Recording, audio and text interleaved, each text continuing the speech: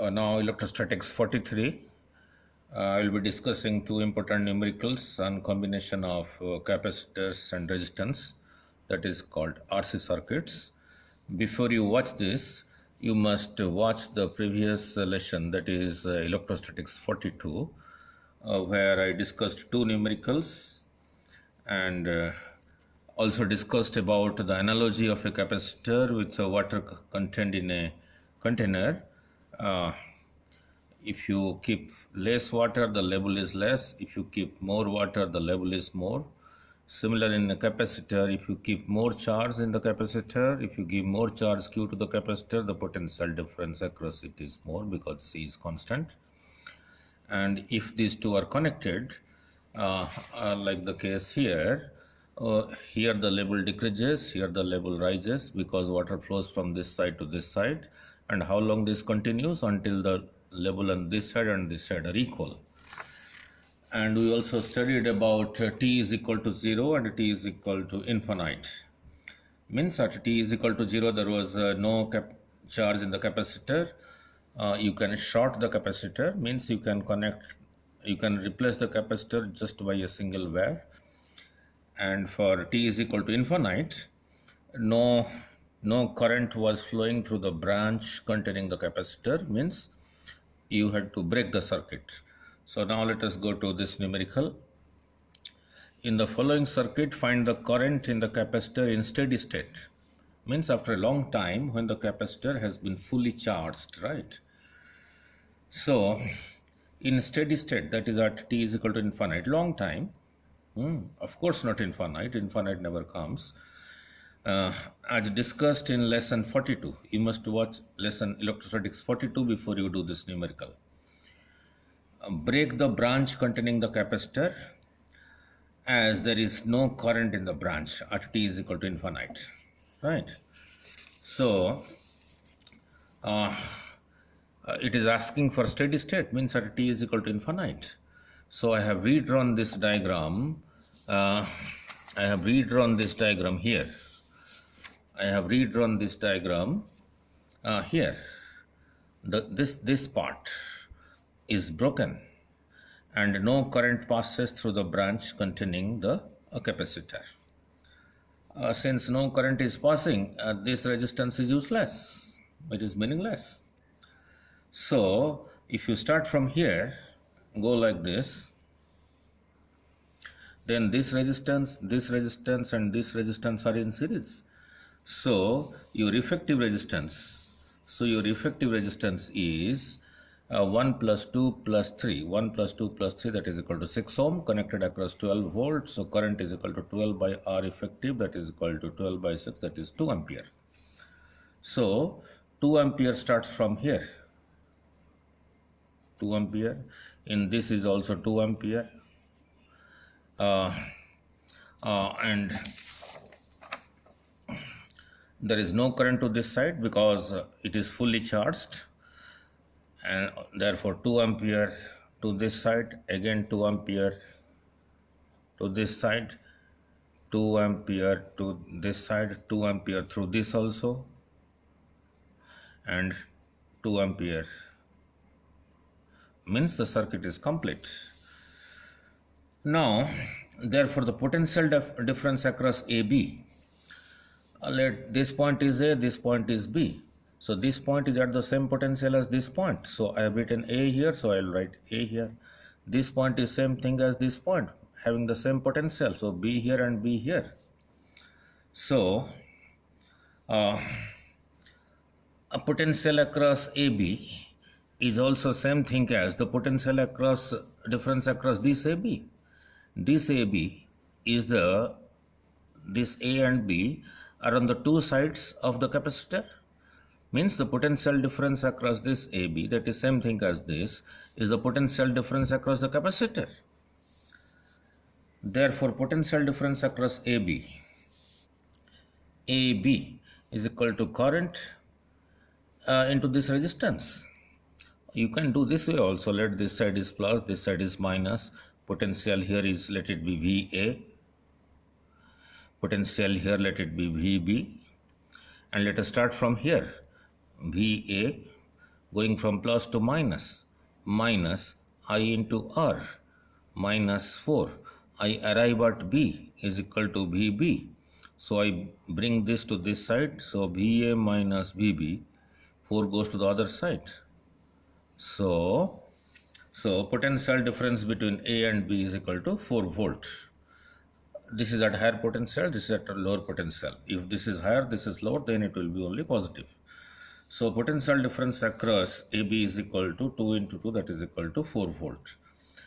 This is also the potential difference across the capacitor. The potential difference across this point and this point is same thing as across this point and this point. And between this point and this point, there is the capacitor. No current is flowing. So there is no potential drop here. So the potential difference across the capacitor is also a 4 volt. Now we know Q is equal to CV, where V is the potential difference across the capacitor. C is given as 2 microfarad. It is given. C was given as 2 microfarad. C was given as 2 microfarad. So the charge in the capacitor Q is equal to C times the potential difference, that is equal to 8 microcoulomb, because it is C into V, coulomb into volt is,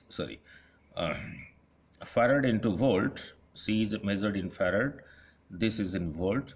Farad into volt is equal to coulomb. So since this is micro, therefore this is microcoulomb. So this is the maximum charge on the plates of the capacitor at steady state. Now coming back to another, the second problem is a good one.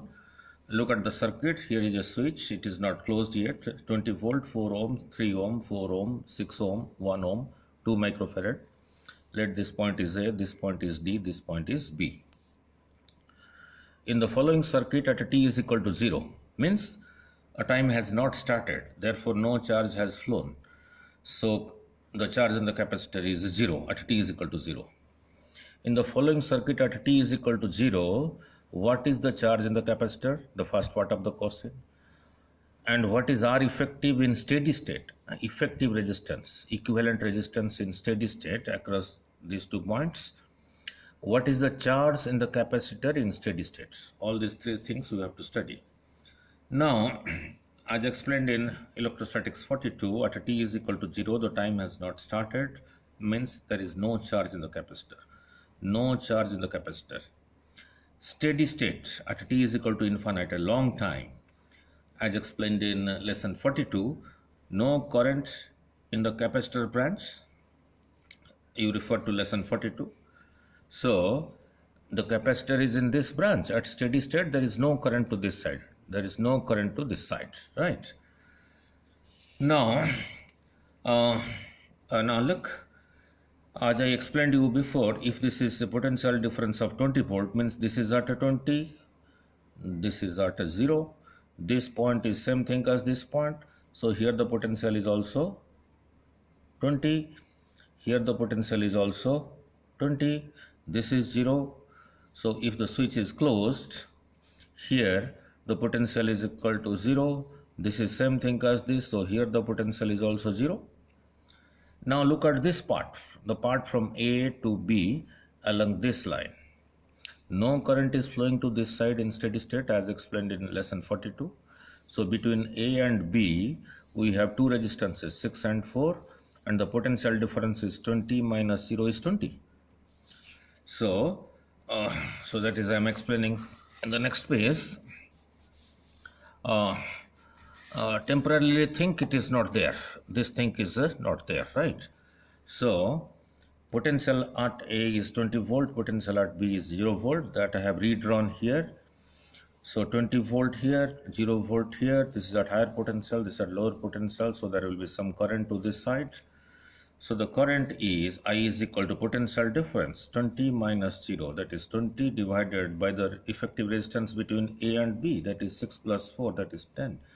So this cancels with 2, so I am getting 2 ampere. So 2 ampere current flows from A to B in steady state. No current to this side, right? Now the capacitor is connected between the capacitor is connected between D and B. So if we can find the potential difference between D and B, that will be the potential difference across the capacitor. And due to that potential difference only, the capacitor will be charged. Capacitor is connected between D and B. Now, what current is flowing like this? Is it 2 ampere? 2 ampere is flowing like this. Let the potential here is equal to Vd. Potential here is equal to Vb. That is equal to 0. Current is entering this way. This is positive. This is negative. Let us start from here. Vd minus current into resistance 8. I arrive at negative is equal to the potential of B. So your Vd minus 8 is equal to 0.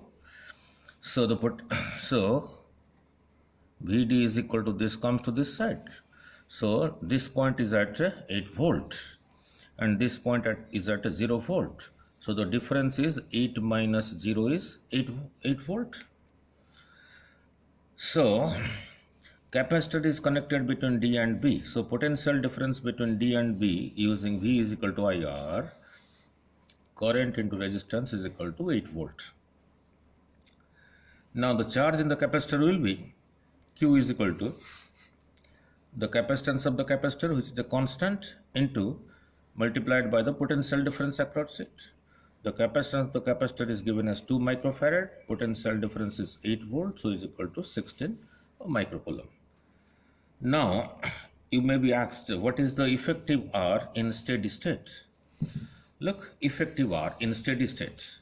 Now, what do you mean by that? Effective resistance in steady state means we have to see which resistances are in series and which are in parallel and what is their combination. Now, as I just explained, and it was also explained in electrostatics 42, no current was flowing to this side in steady state. So this part is useless. So this 6 and 4 are in series, so the effective is 10. This 4 and 3 are in series, so the effective is equal to 7. This 10 and this 7, between this point and this point, they are in parallel. So in steady state, the effective capacitance is, the parallel combination of this and this are in series. No current is to this side, so I have eliminated this part. 10, this is 7, so 10 and 7 are in parallel. So the effective resistance in steady state is the parallel combination of 10 and 7, that is 10 into 7 by 10 plus 7, that is equal to 70 by 17 ohms. Now if so, that is all about